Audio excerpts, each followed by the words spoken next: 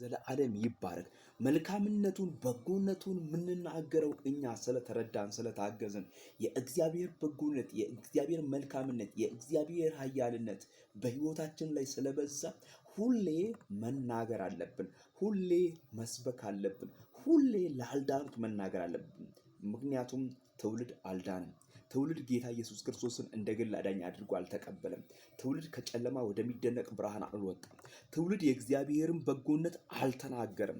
ትውልድ በእግዚአብሔር አልተጠቀለለም። ምክንያቱም ይህንን ደግሞ እግዚአብሔር አምላክ ይፈልጋል።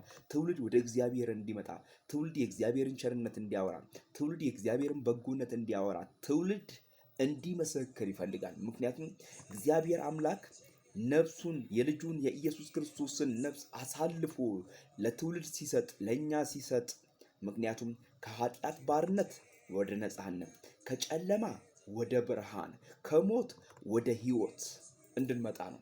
ስለዚህ አሁን የእግዚአብሔር ምሕረት አሁን የእግዚአብሔር ቸርነት በእኛ ላይ ነውና ቸር የተደረገላችሁ ምሕረት የተደረገላችሁ በጎነት የተደረገላችሁ እድሜን የተሰጣችሁ ይህ ወንጌል የበራላችሁ ጌታ ለዘላለም ይባረክ። ዛሬም ከመደርደሪያችን ላይ የምናነሳው ዛሬም የምስራችሁን የምንናገረው ይህ ወንጌል የበራላችሁ እናንተ የአባቴ ብሩካን ለእናንተ ቀን ይወጣላችሁ እግዚአብሔር ምሕረቱን እግዚአብሔር ቸርነቱን እግዚአብሔር በጎነቱን እግዚአብሔር መልካምነቱን የገለጠላችሁ እናንተ የአባቴ ብሩካን የእውነትን ቃል ተናገሩት።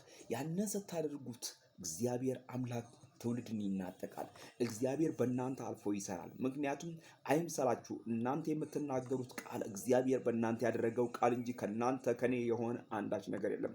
ስለዚህ ይህ የምህረት አምላክ ይህ የቸርነት አምላክ ይህ የበጎነት አምላክ ይህ የመልካምነት ሁሉ አምላክ ጥግ የሆነ ልዑል እግዚአብሔር በእናንተና በእኔ ሊሰራ ከወደደ በእግዚአብሔር ዘመን በእግዚአብሔር ጊዜ የእግዚአብሔርን ወንጌል ሳታክቱ ሳትደክሙ ለእግዚአብሔር ሕዝብ ለትውልዱ መስበክ አለባችሁ። ወንጌል ይለውጣል። ወንጌል ያሻግራል። ወንጌል ያስመልጣል። ሃሌሉያ!